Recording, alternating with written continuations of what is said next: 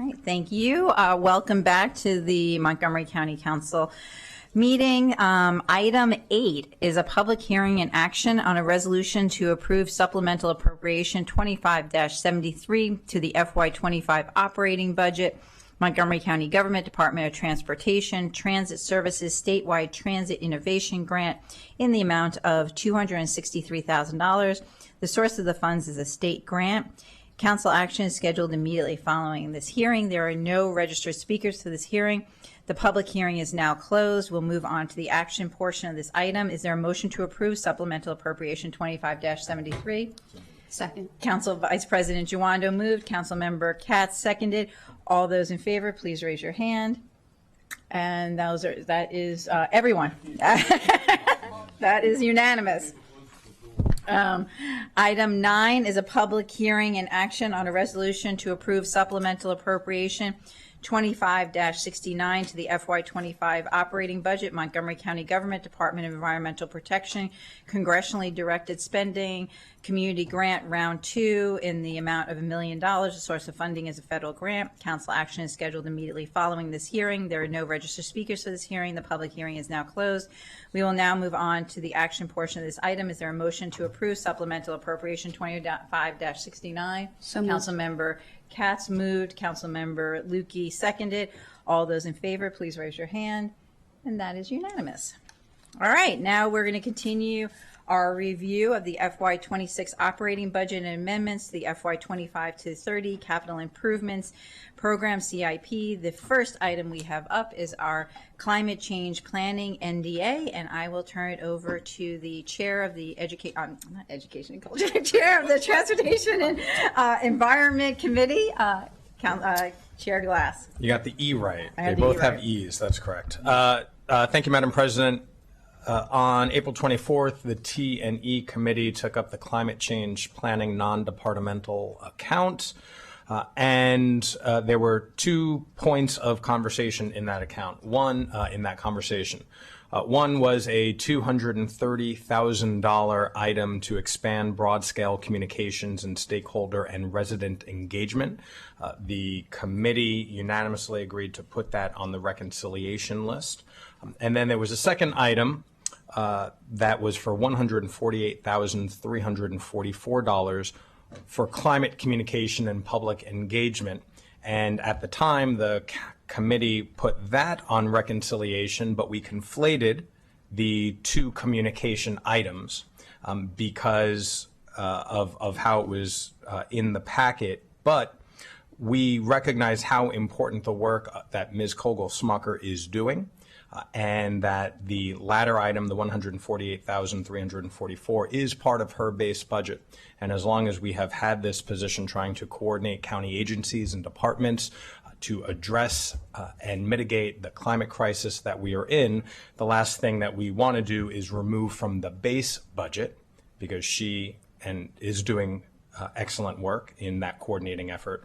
And so, Madam President, and to colleagues, on behalf of the T&E Committee, I'd like to if the process is asking for unanimous consent or without objection, that the $148,344 be taken off the reconciliation list and put back into the base budget, recognizing it was a committee error. I am not seeing any objections to that, so we will take that action. Great. Thank you, colleagues. Thank you, Ms. Kogel-Smucker. And I'll turn it back over to the Council President. Great. Thank you. Mr. Lutsenko, do you have anything else to add? Just to note that the $230,000 was added to the budget last year, but it was added by the council as a one-time item. And so as part of the committee review this year, the committee treated it as a one-time item again. It's a consultant study, and Ms. Kogel-Smucker can speak to the consultant study itself.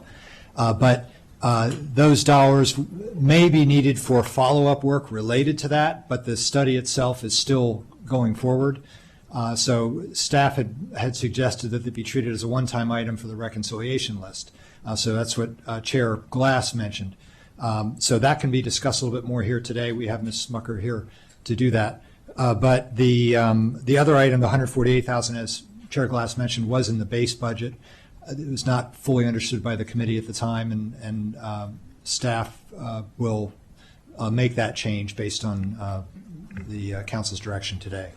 Great, thank you. Ms. Kogel-Smucker, I'll turn it over to you, and I just thank you for your patience and to get an update. As has been said, the pilot was one-time funding, and I know it's still going on, and so would love to get an update for you for the full council. Absolutely. Thank you, Madam President, and thank you so much, Chair Glass, for your leadership on the joint climate work that we are all doing, and also on correcting that perhaps miscommunication. The absolute priority, ensuring that we can continue the progress that we have all been making together, is having that flexible spending in the base budget. But to briefly speak to the enhancement, behavior change is hard, and any part of government that tries to do behavior change, it doesn't come quickly, it doesn't come easily. Behavior change from county government as a whole has additional challenges, and so the council funded a one-time enhancement to the Climate NDA to pilot behavior change, and so we're piloting it both in government. How does it work? Who is lead? Where does the work come out of? What is the baseline research we need? And that takes some time. We have landed with PIO as lead on this pilot. And we are focusing on mode shift from transportation because the Climate Action Plan calls for 15% of what at the time were car trips to be switched to public transit trips. And for that to happen, people need to get out of their cars. And that is not the easiest of behavior change. And it's not behavior change that we have complete learning on. But it is behavior change that we have a really great baseline knowledge on with the Ride On Reimagine study. And it is behavior change that we have the opportunity with the potential free fares and with all the changes in return to office to capitalize on attention and get targeted learnings that can be used to motivate that behavior change from residents. And what will happen with the pilot is we'll get the information and DOT will be able to use that in their ongoing departmental communications around Ride On. So I have an update, which is that we, on the feedback of the T&E committee from the last session, which we really appreciate, it had been delayed and now there's an accelerated schedule. So we will be completed by the end of the year. The county executive had put in an enhancement request for ongoing funds, recognizing how important behavior change is. But I appreciate the concern from the committee that, in a tight budget year, waiting to see the results makes sense, and appreciate the invitation from the committee to come back to the council in future budget years with the request for enhancements once we have the results. So thank you. Great, and just to be clear, it's the end of the calendar year. Correct. Okay. Cool. We talk in fiscal years, calendar years, lots of times, and so coming back to us after the results to see, I think we'll know a lot more information at that time. I'm not seeing any questions or anything, so we have a recommendation from the T&E committee for the reduction and then the overall budget for the climate change NDA. All those in favor of the committee recommendation, please raise your hand. And that is unanimous. Thank you so much. Great. Thank you. All right, our next budget we're looking at is the Office of Grants Management. We're looking at the cost sharing grants, and we'll have Ms. Clemens Johnson and Ms. Director Murphy join us. And I just want to say before getting into this, when we had our Government Operations and Fiscal Policy Committee meeting on this, we were on April 25th, we were joined by Senator Zucker, who was able to highlight for all of us the work that the Montgomery County delegation did in Annapolis and the money they were able to bring back for our community projects. That the listing is in your packet if folks want to take a look at it.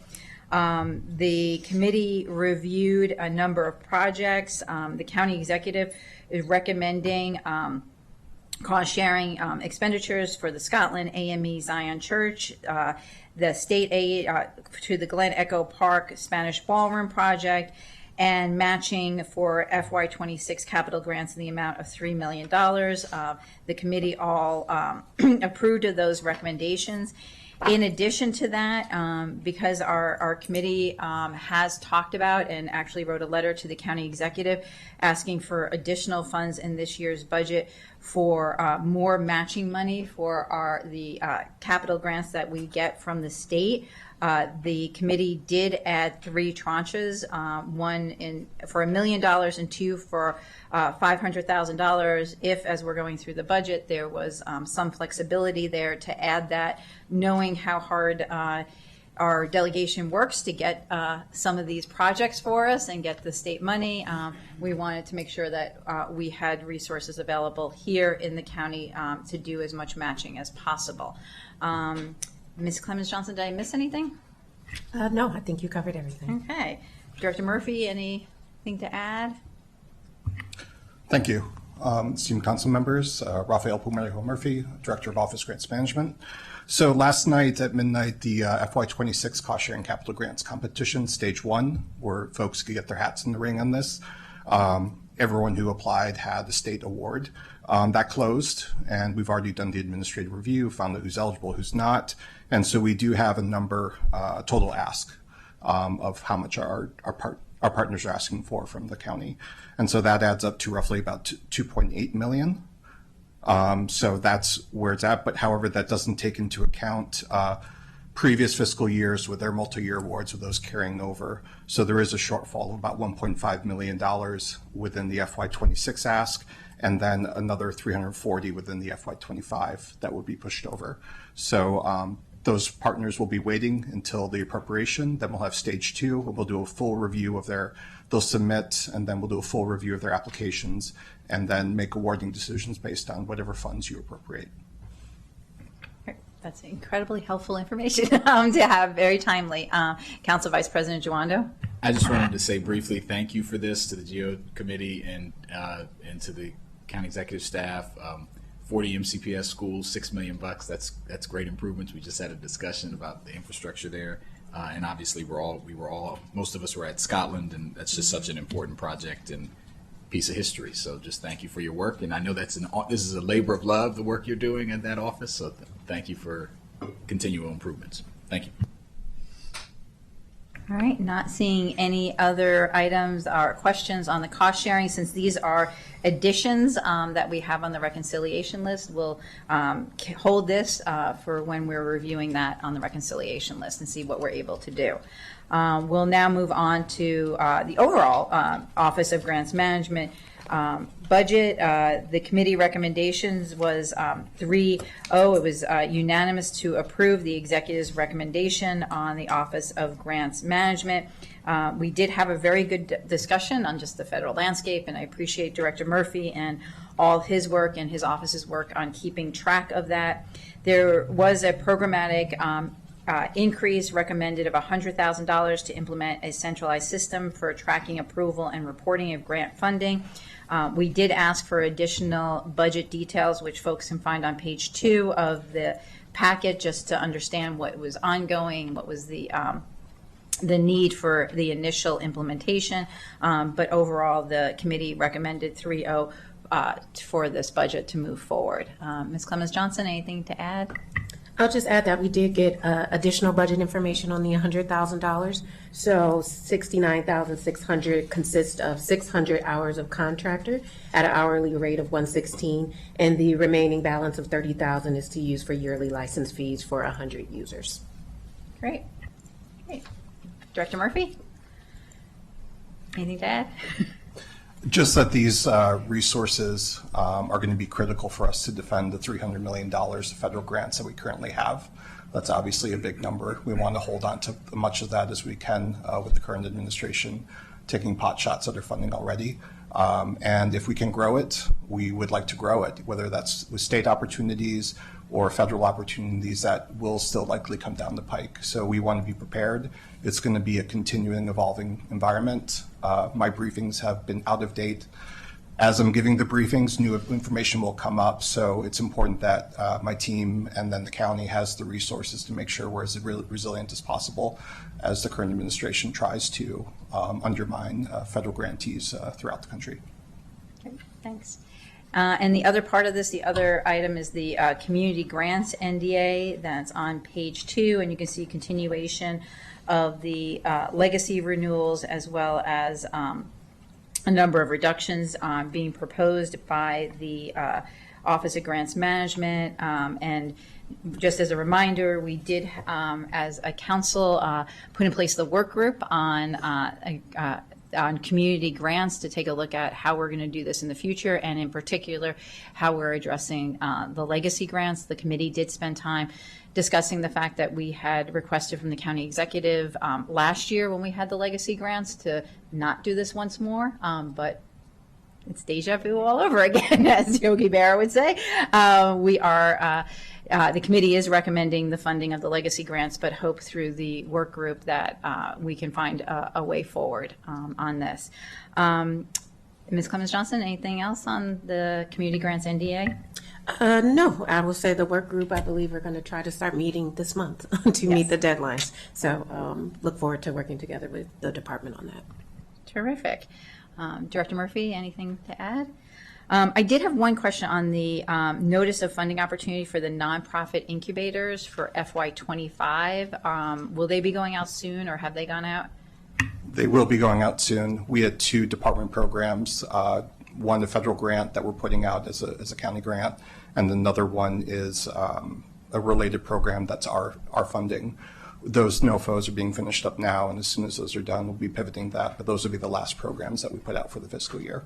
So I want to get the department's money out first and get those competed, just because there's some timing aspects with when the programs need to be in place, and then we'll be putting those out. But right now we have a target of Friday for one of those nonprofit assistant programs, and then midweek next week, once we kind of clear off everything else. But we have about 6 or 7 grant competitions going on right now at various stages, so we're working through those. Terrific. Councilmember Sales?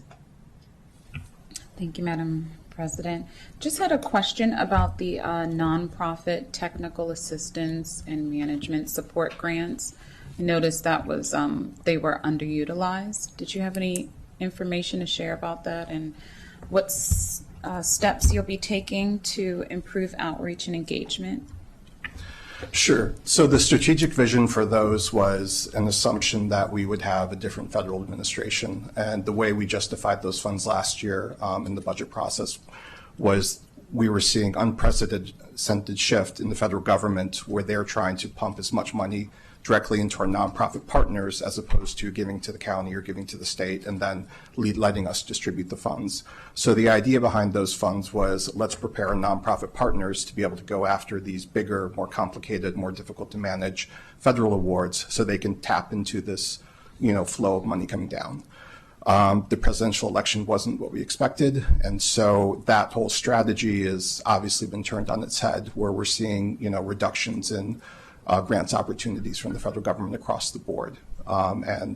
So the idea that there's going to be a lot of federal funding flowing directly to nonprofits is just not going to happen anytime soon. So we've had to repivot and rethink about how we are going to be utilizing those funds, what's the strategic purpose, and what we're landing on is a nonprofit resilience. How do we, instead of boosting our nonprofits to be able to expand and capture as much funding as possible, how do we make our nonprofits more resilient to survive the current environment where they can hold on to or maintain the programs and the services that they have within the communities. So it's a complete 180 in terms of how we've had to rethink about that strategy. But once that gets put out, then we would, and a lot of the strategy is going to leave it up to the nonprofits themselves to tell us what do they need, what type of support do they need, rather than kind of us figure top down saying this for this. And so it'll be a very open-ended competition, but it'll be really, and 2 million sounds like a lot, but really with the needs in the nonprofit community, that's not. So we're going to have to be very targeted, very strategic about which nonprofits we choose to provide support to the other nonprofit community.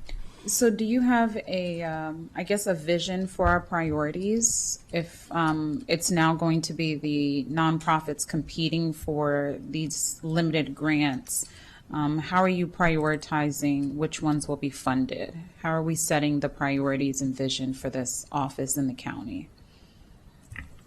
So a big part of it is, again, the change in federal environment. We have a lot of nonprofits that get a lot of federal funding and have been for a while. And so they provide services to our residents that, we don't, county tax dollars never go towards. And those services are in a way invisible because they don't show up in your budgets and all that. So as those services start to disappear, or as there's additional challenges, maybe legal challenges that they need, or other types of support that they need, those will be the ones that we would want to focus on, just as you've prioritized or you've put forward bills to prioritize hiring of federal employees or support for federal employees. I think we have to look at supporting the nonprofits who have been successful at gaining and bringing in federal funds to provide services to our residents. So that would be a priority there. So are you creating a scope for this pot of money? Okay. Correct. We call I it don't want it notice to be of like a free-for-all. I want to make sure we're prioritizing like the highest needs for the community, and not just because someone got their federal grants cut, but it's prioritizing what this community's priorities reflect. Absolutely. We have learned in past fiscal years that having a free-for-all grant competition does no good for anyone. No.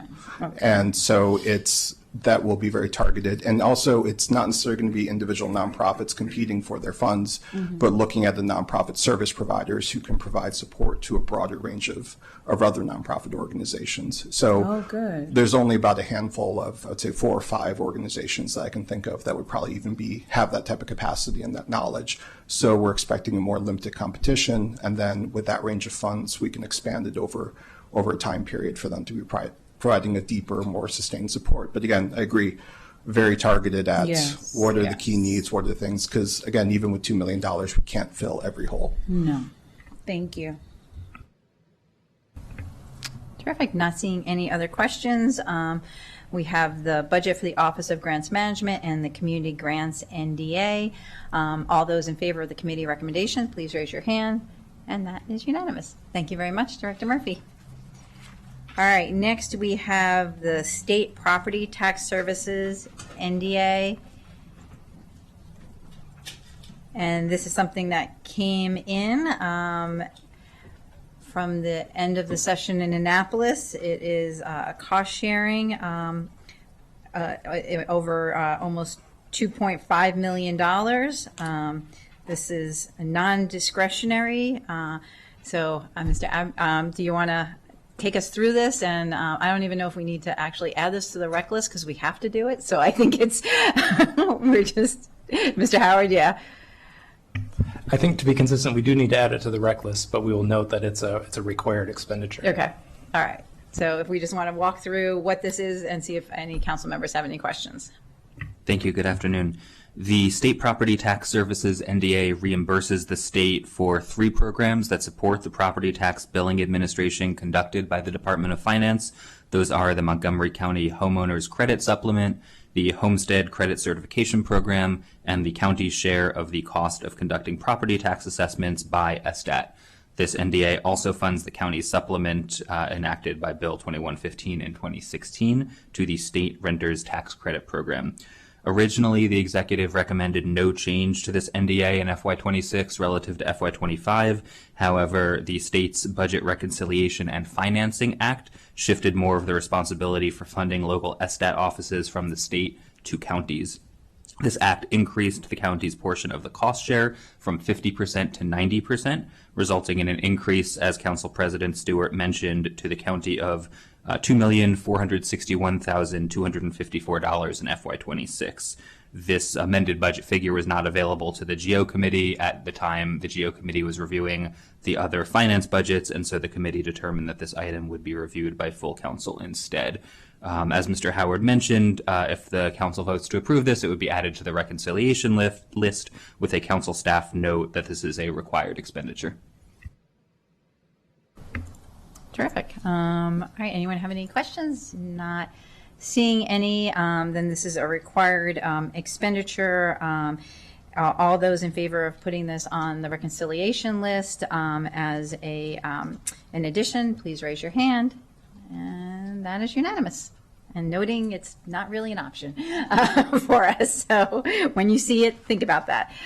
Thank you very much for that. And the next budget we have is our Office of Legislative Oversight. This came to the Government Operations and Fiscal Policy Committee. We just want to express our thanks to the Office of Legislative Oversight and all their terrific work. I noted we know that the director has requested a FTE this year, as you have done in prior years, and I'll have you speak to that in a moment. The committee, similar to the conversation we had with the Inspector General's office, did add the request from the Office of Legislative Oversight to the reconciliation list, understanding the difficult budget constraints we were facing right now. But I want to turn to Mr. Seelar to talk about the position and the request. Thank you. So this is, I do recognize a difficult budget year we're in. Last year we had the same position. It was also on the reconciliation list and did not get through. We are still at the same staffing level we were at when we had 9 council members and before we were assigned environmental impact statements. That year when the council shifted from 9 to 11 and we were given the assignment to do the environmental impact statements, I held off on requesting positions because I didn't know how much work it was going to be. And so, again, that one position is pretty much would be back to same service as we were with 9 council members rather than the 11 members. The biggest difference, I think, this year in what we were able to do with the work plan is I was not able to do a supplement. So we did not do a supplemental work plan this year, which is something that, when we add the way that the office's work plan is established, we get it approved in July. I like to have space to be able to add projects as they come up over the year, sometime in November, December, January. In that time frame, we weren't able to do that this year. But again, the budget is what it is, and I appreciate the position. Thank you, Mr. Seelar. Thank you for, again, all your work. Are there any questions from council members? There is a committee recommendation to have this position as a reduction in the requested budget. All those in favor, please raise your hand. And that is unanimous. Thank you, Mr. Seelar, and we hope to continue the conversation and have better news mid-year. Thank you very much. Next, we have the Office of the County Council.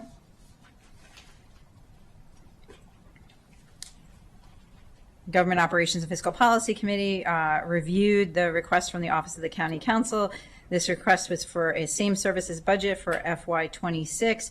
There was one addition that we put on the rec list from a request from Council Vice President Jawando and Council Member Fanny Gonzalez to add funding for a feasibility study recommended by the Sports Tourism Task Force in the amount of $100,000. But otherwise, this budget was pretty much the same. I don't know, Mr. Howard, if you want to speak to it. Nothing really to add other than to say thanks to the team. As I told the GO committee, I'll take the council staff team, both in council member offices and the central staff, up against any team of any department or agency we have here in the county. So I really appreciate all the work that they do. Terrific. Councilmember Fanny Gonzalez. Thank you so much, Madam President. I would like to uplift the item that Mr. Craig Howard just mentioned. Is the task force that this council committed to, that this council put together to analyze the sports industry. As you may know, the task force has been meeting every single month. They even have interns from Montgomery College. They're having extremely active, and they have 3 goals. One, collecting data on the sports that we don't have in Montgomery County. That's one. Number 2, they are looking for, and this is what the money is for actually, they're looking for a facility study with a partnership with the state of Maryland on the location for having a multi-use facility in Montgomery County. We talked about this in committee. As you all know, every time we have a high school graduation, for example, those graduations don't happen in Montgomery County because we do not have the space.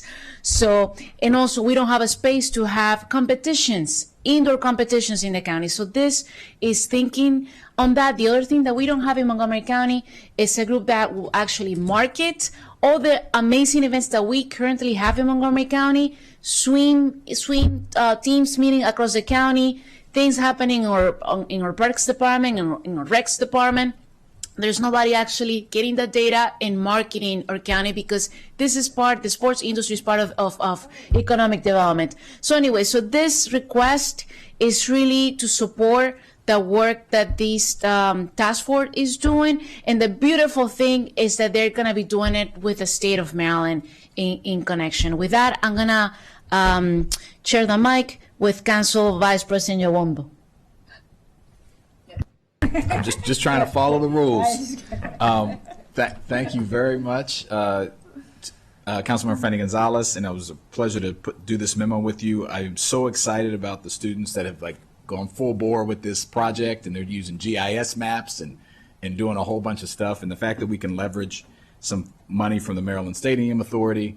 I'm at the stage of life where I'm at a sports facility in some part of our country, like every weekend or every other weekend. And I know some of the folks up here know what we're talking about and dealing with that. And it pains me that it's very rarely in Montgomery County, because unless you're doing a small tournament at the Soccerplex, which we love, we don't have that type of facility. This is a good investment because it's what we said we wanted to do, and it could bring huge revenue and excitement and expand opportunities for our youth in the county. So I'm really happy the committee put it on, and I hope we can fight to get it off, because I think this little bit of money, in addition to the county council punching above its weight, this money will actually lead hopefully to some really good things in the county down the line in a big new facility. Thank you. Thank you. Councilmember Almanaz.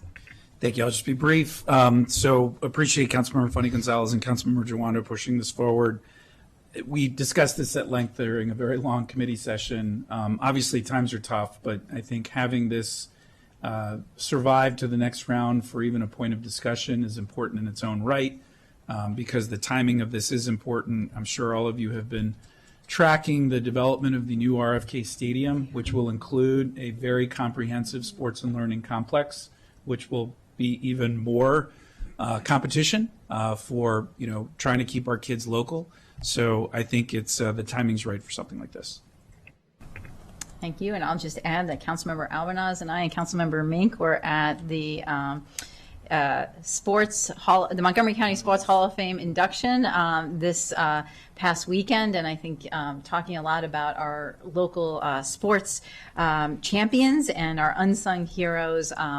We do a lot here in Montgomery County, and looking at our facilities is really important. So look forward to continuing this conversation.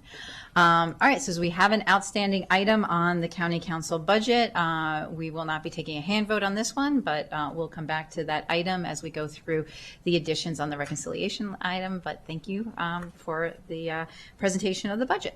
All right. I'm done now with government operations. The next couple of items are going to be transportation and environment items. The first is the FY26 transportation fees, charges, and fares.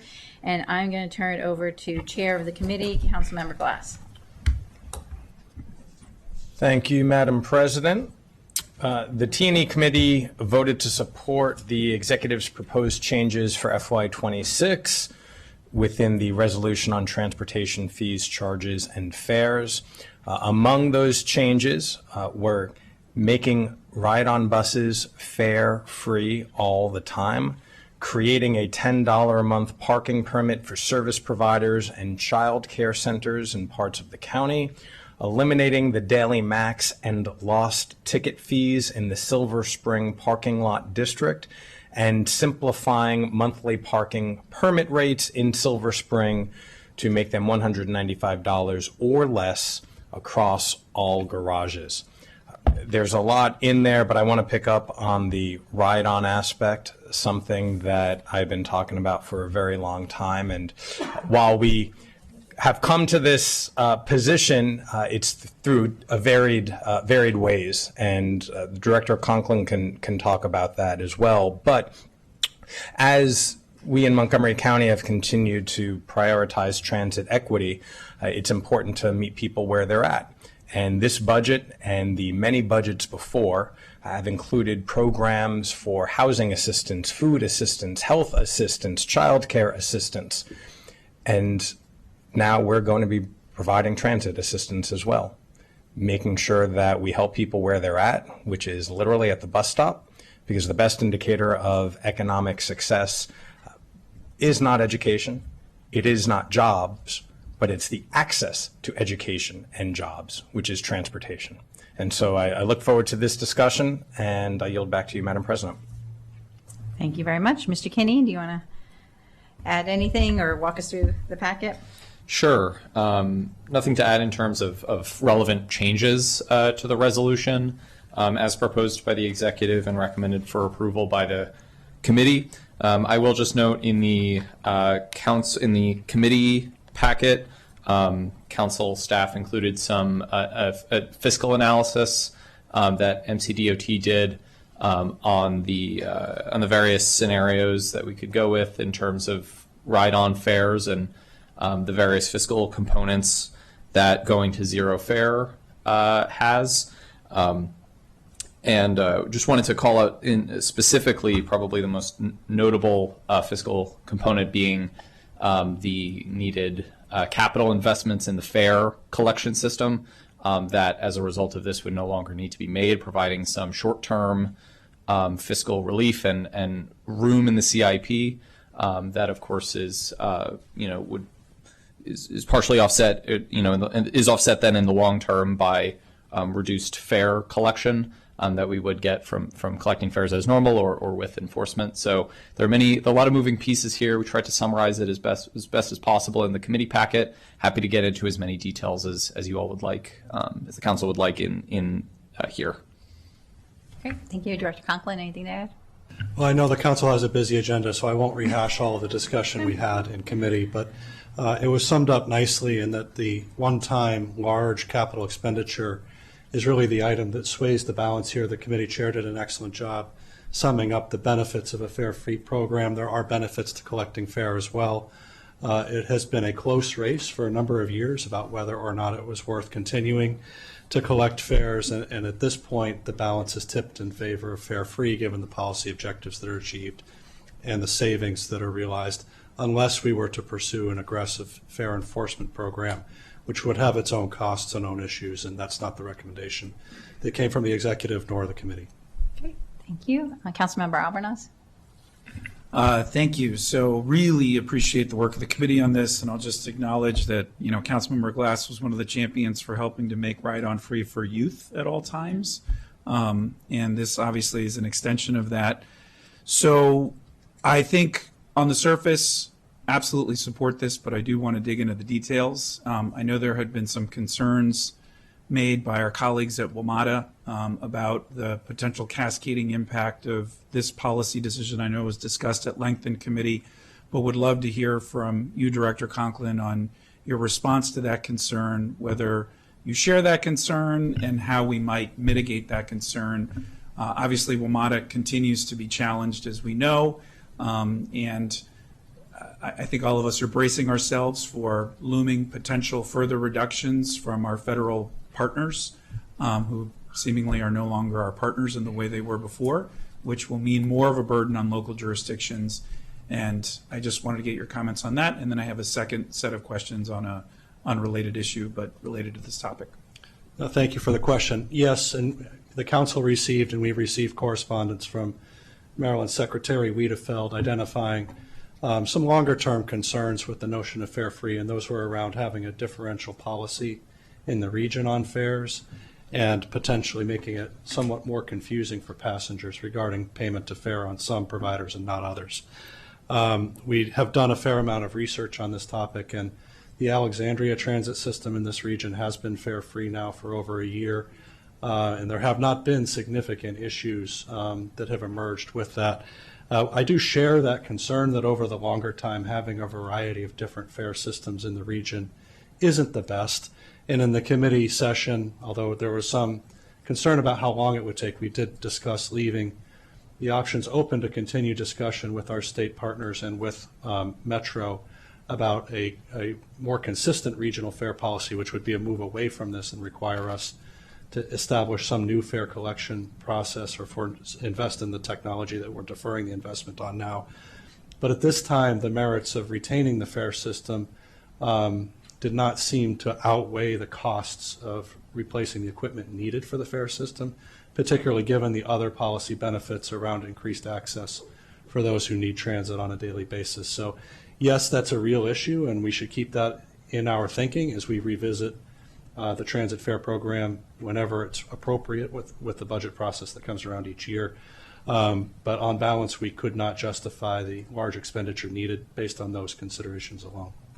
Thank you. I appreciate that. And, you know, as is always the case, a policy in one department impacts other departments and agencies. So our libraries department, we have a increasingly unhoused population here in our community. And understandably, people are looking for safe, warm, or cool places to be able to spend their time. And our libraries, as we've heard extensively, have had to increase security and provide stronger partnerships and alliances with our Department of Health and Human Services to ensure that residents who are accessing our public libraries just to have a safe place to be are receiving other ancillary services. I suspect, and this was discussed in the committee, that once we open up this opportunity for all residents, it is perfectly understandable that there will be residents who will choose to ride the ride-on service just to stay cool or stay hot, which speaks to a broader issue in our society that we're trying to tackle in a myriad of different ways.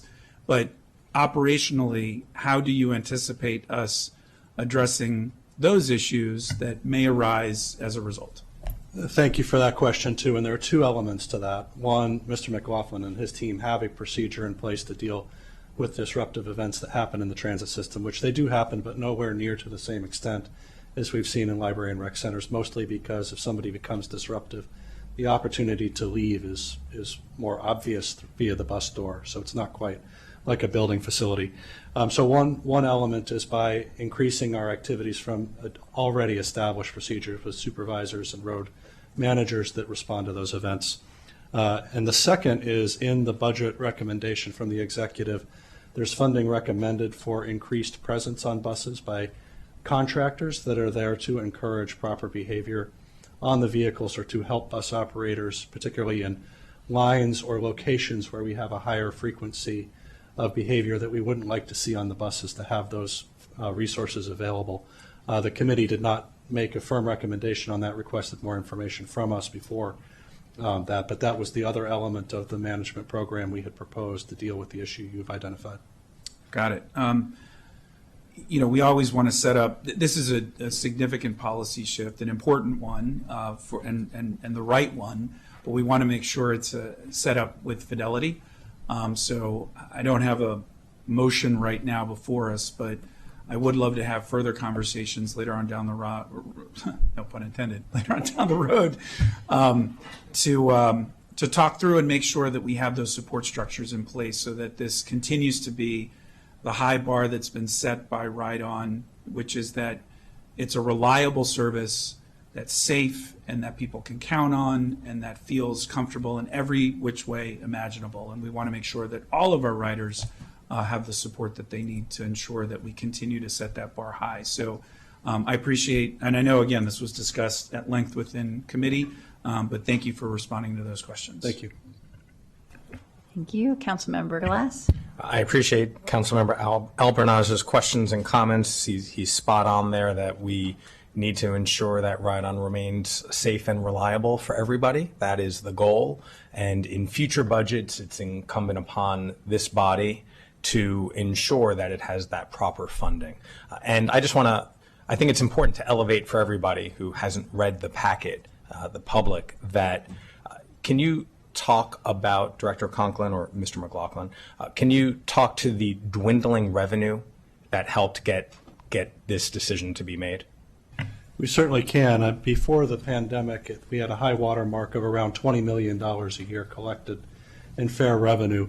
That has decreased over time. Obviously, we didn't collect any revenue for 2 years when we operated fare-free for public safety and public health reasons.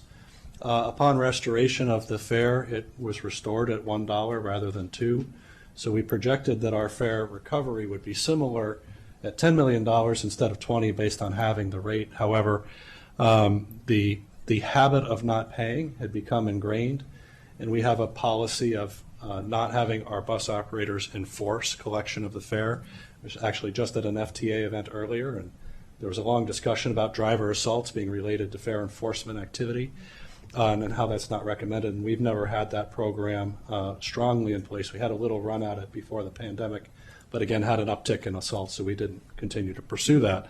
And since that time, with an assumption of $10 million fare revenue, I think it was FY23 or 22 or 23, we have been collecting at about half our projection each year. So instead of 10, we collect 5. Instead of 5, we collect 2.5. That's about where we are now, and we have a cost of collection that eats into that further. I think it's around $750,000 of cost of collection. So we're realizing under $2 million a year in revenue. And again, the investment in the fare collection equipment is around a $20+ million investment. So you can see that by the time that equipment's no longer serviceable, we may have barely paid for it with the revenue we're collecting. I think that's really important context that nearly a decade ago, 20% of the expenses were collected from fares, and now that's less than 2%.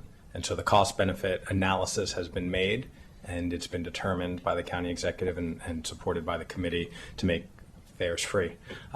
And so appreciate that. And then before I turn it back over for a vote or support, happy 50th anniversary to Ride On. Thank you so much. It was a great event last Friday for those of you that were able to attend. Thank you. I'm not seeing any other, questions or anything. This is the FY26 resolution on transportation fees, charges, and fares, and we have a recommendation from the committee. All those in favor, please raise your hand. Yes? Okay, that is unanimous. All right. Next, we have the Mass Transit Fund FY26 operating budget. Thank you, Madam President. I don't know if anyone needs to come up. No, they're good. The T&E committee supported most of the executive's proposed budget changes for FY26 in the Mass Transit Fund. We approved amendments for several ride-on capital projects, including $13.2 million decrease over 6 years for the ride-on fleet, an $8.3 million decrease for fare equipment replacement, following the conversation we just had, and then changes to the BRT system, which I'll defer to staff to explain. And then the one thing that we did maintain funding for, despite being an open question mark, is extending the Flash bus service, the BRT on Colesville Road, Route 29. There has been a plan to move that extend it up to Howard County, but Howard County has not dotted all the T's and I's, crossed the T's and the I's. And so we're keeping that money as a placeholder so that when they get their portion of their funding, we can extend bus rapid transit from downtown Silver Spring to Columbia. And I'll turn it back to you. All right, Mr. Kenny, would you want to add anything? I think that covers it. I can go into just slightly more detail on the BRT projects. Give a brief summary. The increases you see are largely to program additional funding received under the state bus rapid transit program. These are planning and design dollars for the Maryland 355 Central and Veers Mill Road projects. And then a large increase, $140 million increase for the Maryland 355 North and South project. This is the programming of state funding that has yet to be realized, but is sufficiently in the out years of the CIP. This is for the Opportunity Lanes project. So this is moving that funding into the out years along with the design and planning schedule of the Maryland 355 North and South project. And then as Chair Glass mentioned, the ride-on bus fleet and ride-on fare equipment replacement savings of about $21 million over the 6 years related to Ride-On going fare-free. Okay. Director Conklin, anything to add? Not unless there are questions, except for the council may remember in the Opportunity Lanes American Legion Bridge I-495-270 project, there had been a commitment from MDOT to provide a certain amount of funding associated with that project. That commitment was extended last year at the Transportation Planning Board, and we are actively working with them now to renegotiate those terms to be more consistent with a project that they might implement a few years from now. So the funding switches you see are moving those more prospective future funds into a longer term project and replacing those in more immediate projects with funds that are available in the shorter term. Okay. Mr. Kenny, did you have something to add? Yeah, and that provides a summary of the executive's recommendations. I will note again, as we had mentioned in the previous item, the committee elected to place the Zero Fare Transit Ambassadors item. This is the contracted services to implement and sort of advertise and smoothly implement the fare-free system. Committee elected to place that item on the reconciliation list for reduction. So that is the one committee recommendation that differs from the executive's recommended budget. I wanted to flag that. Yeah, and if we could just spend a time on that, because I think we did receive additional information from DOT, which I appreciate, which is slightly different than how I feel like we discussed it in committee. And so it's accurate now. Okay, now it's accurate. Okay, so it's always good to ask follow-up questions. That's why we do this process. So I don't know, Director Conklin, or if you all just want to kind of walk us through what would be covered under the Zero Fare Transit Ambassadors. Phil McLaughlin, Division of Transit Services. Yeah, we misspoke last week when we were talking to the committee. We were considering whether this would be operating or personnel costs. It is fully operating costs. This would be a contracted service. We would cover about 3,000 to 4,000 of service hours a year, which is a very small percentage of the overall service hours. We would have staff in identifiable uniforms to provide a safety and security presence. They would not have enforcement rights or anything of that nature, but just to have that presence and to message that you're in public space, behave accordingly. Those are the sort of the clarifications that I think were the questions. And I think Councilmember, so you had also asked that we have performance measures there. We will certainly have performance measures associated with this program.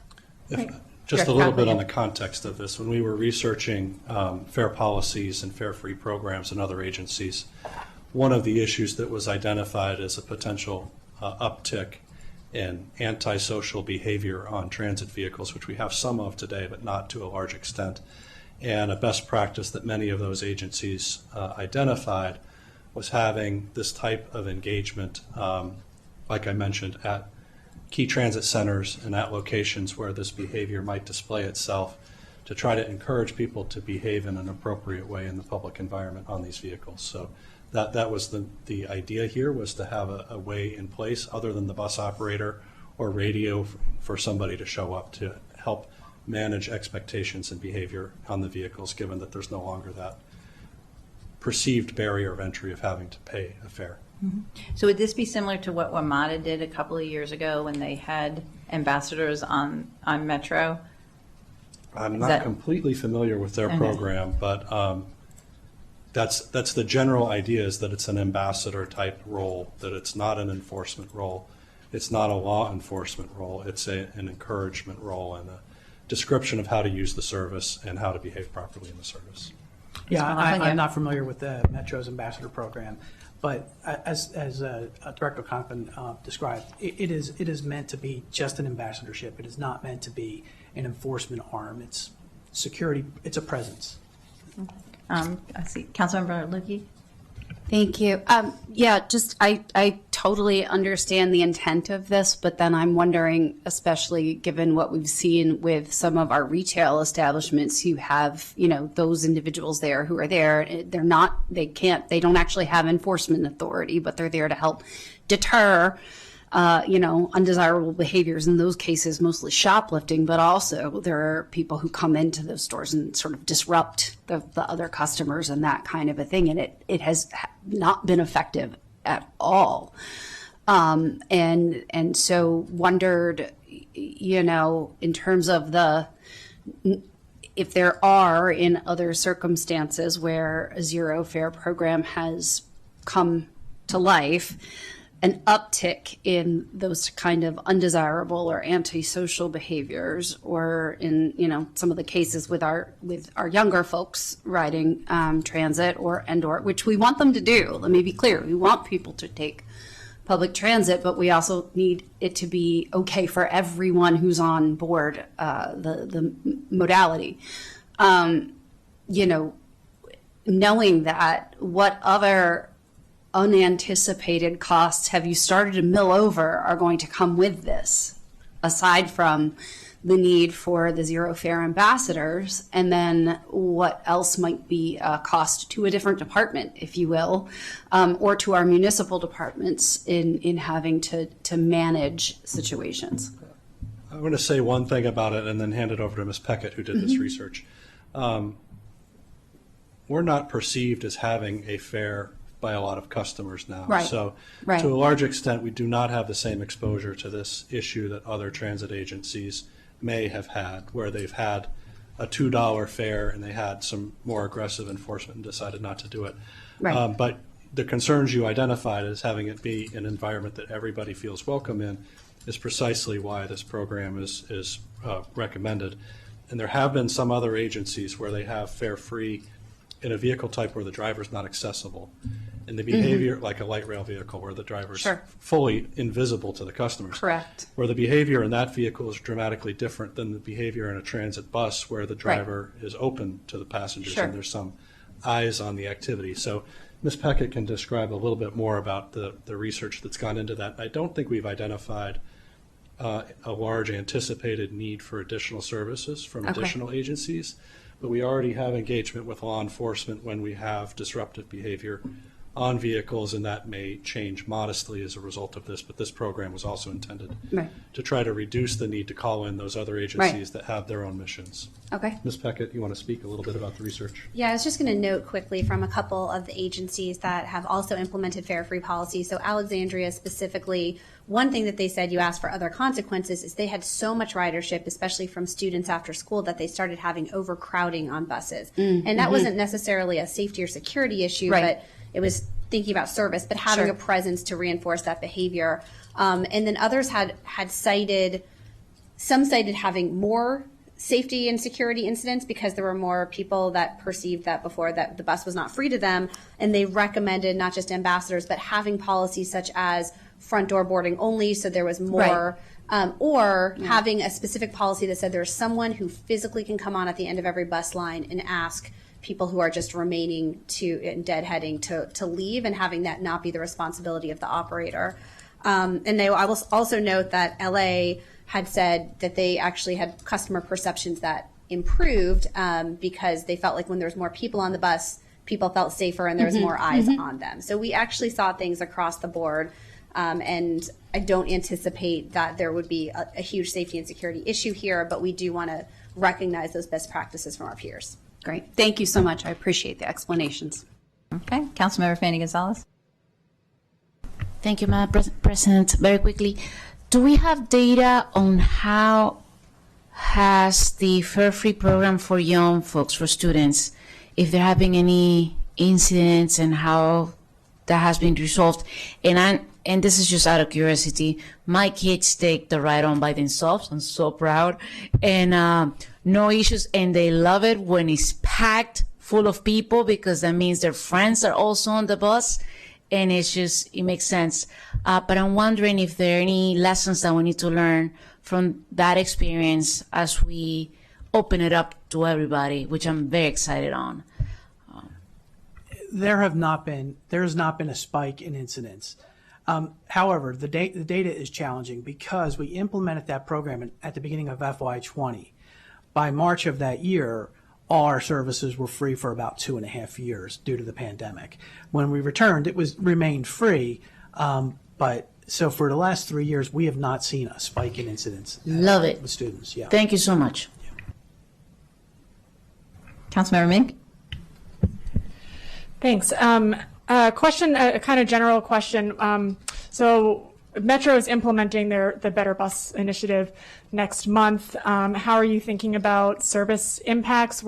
We have been, contacted by at least one constituent so far who had her stop eliminated, and obviously, the Better Bus Initiative is understandable, right? They're working to find efficiencies so that they can overall expand accessibility. But, we also know that in Montgomery County, where Ride-On falls versus where MetroBus falls, it's not evenly distributed across the county. There's differences on the east versus west side. And we are going to have situations like the one that we've heard about where we do have service impacts, negative service impacts due to the Better Bus Initiative. So is that something that you all are thinking about in your approach and with the budget that you have moving forward? I can kick us off, and Mr. McLaughlin obviously has more detail. The Ride-On service plan and plan changes for the end of June are closely coordinated with the MetroBus service changes. In fact, there are some swapping of service in that to better align who's doing what where. There is also an effort to get the MetroBus trip planner to reflect the Ride-On service changes so that, yes, a customer may be losing MetroBus service in a particular location, but it's highly likely that there's Ride-On service or other service available at that location. So that's all ongoing. There are not specific, there are going to be specific locations where stop elimination may affect a small number of customers, but it's pretty limited where those occur. And Phil, you may want to talk a little bit more about your day-to-day interaction on that. Yeah, so Chris is right. We are in lockstep with WMATA on these, specifically this particular service change, but all future service changes as well. Our plans, during the planning phase, we worked closely with them to make sure that we weren't leaving huge gaps in service area within Montgomery County. One of the reference that you made, Councilmember Mink, about someone losing service, that unfortunately will be a short-term plan. As we roll out other elements of Ride-On Reimagine, we will provide additional coverage up there. That'll just lag a little bit. But for the most part, there's not a whole lot of bus stops that will no longer be served. It may not be served by the bus route you're used to today, but there's not a whole lot of areas in the two plans where we don't provide some level of service. Great, thank you, appreciate that. And I'll note also that Ride-On is following up with the constituent directly at this point, and really appreciate that. On the automated bus lane enforcement pilot, really opens up the possibilities for us, so that's really exciting. So that pilot program is being initiated via contract with Metro. They're putting up the capital costs, I understand, to put the cameras into the buses that operate along those lines, right, Georgia, and then to University. Ms. Peckett is, again, the architect of this program, so I'll let her speak to it. Great. Thank you, Councilmember Mink. Yeah, so we would be working with WMATA, and we just got off the phone with them. That's why it's a few minutes late today. So we're starting with George Avenue. We have a subfleet of 10 buses that would be operating just on Georgia. And so currently University Boulevard is not yet permanent, but they have assured us that with that subfleet, they'd also be able to start enforcement on University should those lanes be made permanent. And at the earliest, if this funding is moved forward, it would probably be late fall of a start for that pilot, and depending on how that pilot performs with the different hours, we would look at future years. Great, thank you. And with Metro administering the program, what does that mean for the inclusion of ride-on buses in that? Contractually, we'd have to look at it separately. We've looked at both, and originally we had looked at just using ride-on buses, but Metro's actually putting up a decent amount of the money. They're paying, they're doing a lot of cost share for this, so the finances would look different, but after having the initial pilot and seeing, what our capture rate is in terms of violations that are valid and so forth, police has been working really nicely with WMATA and with us on this. We would have better information on how those costs might apply to other parts of the county and ride-on buses. Great, appreciate that, and look forward to, outside of budget, getting more details on everybody's role in that and how that's all being rolled out, but that's great to hear about all the collaboration. Thanks. All right, not seeing any other questions or anything. Just to recap again on the first page of your packet is the recommendations from the T&E committee, and there is the recommendation to reduce the budget by the $250,000 for the zero fare transit ambassadors. That is on the reconciliation list as a reduction. All those in favor of the committee recommendation, please raise your hand. And that is unanimous. Thank you very much. All right, we'll move on now to the Department of Transportation General Fund. And back to Councilmember Glass. Thank you, Madam President. The T&E Committee supported all of the executive's proposed operating budget enhancements, which includes maintenance for subdivision roads, for for the expanded inspection of short span bridges, and also the operation and maintenance related to capital projects, new streetlights on US 29. And just to clarify, there was confusion and concern by members of the public.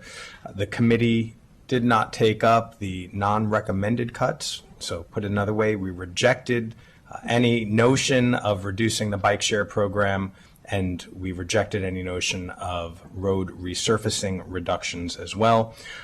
There were some delays in some local bridges, but other amendments on the positive were we approved $3 million in new funding to facilitate the reopening of White's Ferry. I'm sure we can get an update on that as well. We also increased the bikeway program minor projects so that we could have more complete pedestrian and bicycle improvements in part of Potomac, and then also technical funding minor as it is for storm drain support. That's pretty much it, Madam President. Thank you. Mr. Kenny, Director Conklin, anything to add on that? Yes, some again minor enhancements to the operating budget. There are a number of CIP amendments as well that the committee reviewed after the CIP process that we went through in February and March. Many of these are recommendations by the executive to reflect a projected $27 million reduction in the impact tax revenues and a $13.7 million reduction in recordation tax revenues.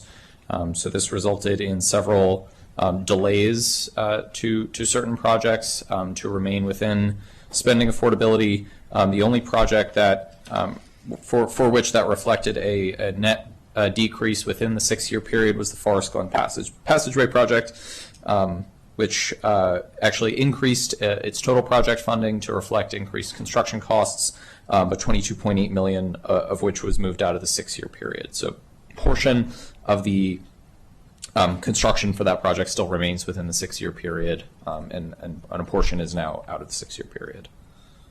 Great. Director Conklin, anything to add? I think it's been well summarized. If there are any other questions, I'm happy to answer them. Great. And I see Councilmember Balcom. Thank you. I mentioned this at the T&E committee, but I do want to just publicly thank the director and the team for all the work that's been done on White's Ferry. It's been a long discussion, and the county has always been a stalwart in the negotiation. So I just wanted to publicly thank you for that. And then from the perspective of the budget at hand, road resurfacing is so important. We all know from the constituent calls that we get on a very daily basis about roads in our community. So I just wanted to lift that up. Thank you. Okay, thank you. Councilmember Friedson.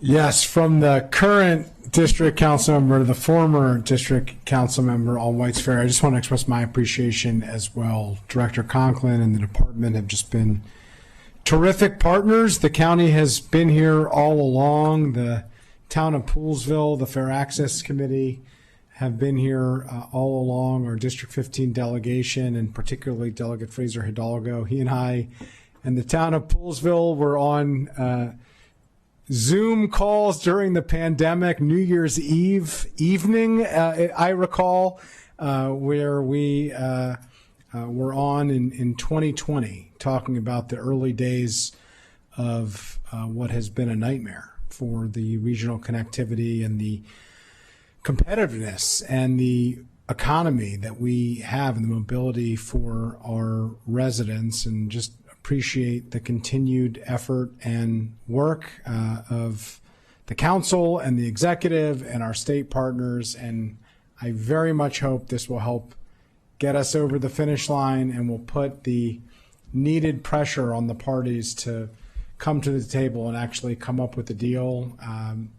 I'm continuously frustrated. Even the recent comments that we've seen have been frustrating, but just want to acknowledge all the work that you have personally done and committed to this effort, which has been significant and is very much noticed and appreciated. And I really want to appreciate Councilmember Balcom for all of her work in carrying this baton forward. It's something that I wish had been handled prior to her taking on her district council member role, but I know all of us share in that frustration as well. Yep. Thank you so much for that. And just to mention, this is a real and significant incentive that's available for the two property owners to find a solution here. And we've committed to working with them in whatever way we can be helpful to encourage that to happen, and have been scheduling discussions with them to try to bring a discussion to the table that something might work. And this action has reinitiated some discussions with partners in Virginia that hopefully will help bring this to a conclusion. But again, the chair asked if the message was well received. I said it was received, which I'll stand by. Yeah. But we do hope that something comes of this in the next fiscal year, and we can have a ferry operating again. Yeah, there are modifying words that I would use as part of this ongoing saga, and well and good and positive would probably not be part of them. I will just note, we have said all along as a county that we were willing to put up a financial commitment in order to come to a resolution. That has been true from the absolute early days of this, from the initial months, that has now been carrying over for years and years. It's now out there. There's now an actual dollar amount, and it's up to the private parties to come together to make it happen. So thank you for that, and just wanted to acknowledge your direct involvement and significant work along the way. Thank you. Councilmember Fanny Gonzalez.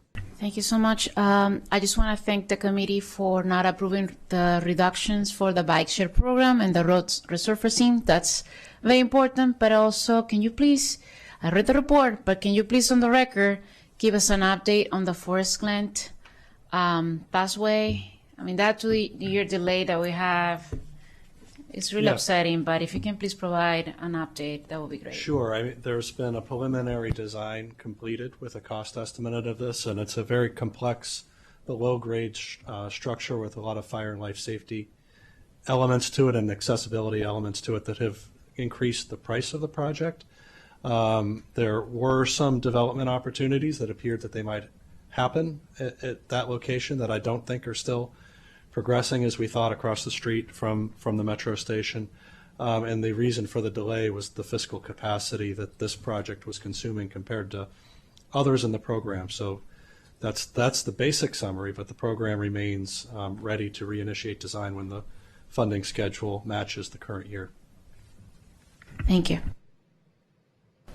Great. Not seeing any other questions or comments. We have the Transportation General Fund FY26 operating budget before us. All those in favor of the committee's recommendation, please raise your hand. And that is unanimous. The last item we have today is the Parking District Services FY26 operating budget. I'll turn it back again to Councilmember Glass. Thank you, Madam President. The T&E Committee unanimously recommends approval of the executive's proposed budget changes to the parking lot districts, and the only notable changes include $25,000 for enhancements at a parking and revenue control system within Bethesda, and a nearly $66,000 shift that is associated with Ride-On, and the department can explain that one a little bit more. I yield back. Great. Mr. Kenny and Director Conklin, whoever wants to jump in first. Sure. So I can provide quick summaries of those two enhancements. The parking revenue control system in Bethesda, this is for the Capitol Crescent garage in downtown Bethesda, bringing it is the only remaining gated garage in downtown Bethesda, and this enhancement would keep it in compliance with the county's payment systems, pending a more lasting capital improvement. So this is sort of this keeps us in compliance and the garage functioning. for now. So this is $25,000. And then the second is a result of Ride-On going fare-free as a result of that decision. So sort of a shifting of FTEs back and forth that results in a net 0.6 FTE and $65,000 addition to the parking lot districts fund. This is functionally same services, but keeps the counting room and revenue processing center functional while removing the FTEs from the Ride-On side of it, since they'll no longer be utilizing that service. That's essentially it. The counting was a shared function between parking and transit. It's shrinking some, but it can only shrink so much because there are requirements for number of eyes in the room when the counting is occurring, and that entire obligation is now shifted to parking from transit. Great. I'm not seeing any questions or comments on this budget, so all those in favor of the Parking District Services FY26 operating budget committee recommendations, please raise your hand, and that is unanimous. So thank you very much for everyone from DOT for joining us this afternoon. Thank you, Mr. Kenny. That is the last budget item we'll be reviewing today. This meeting is now adjourned until tomorrow morning. We meet at 9:30 tomorrow morning. 9:30.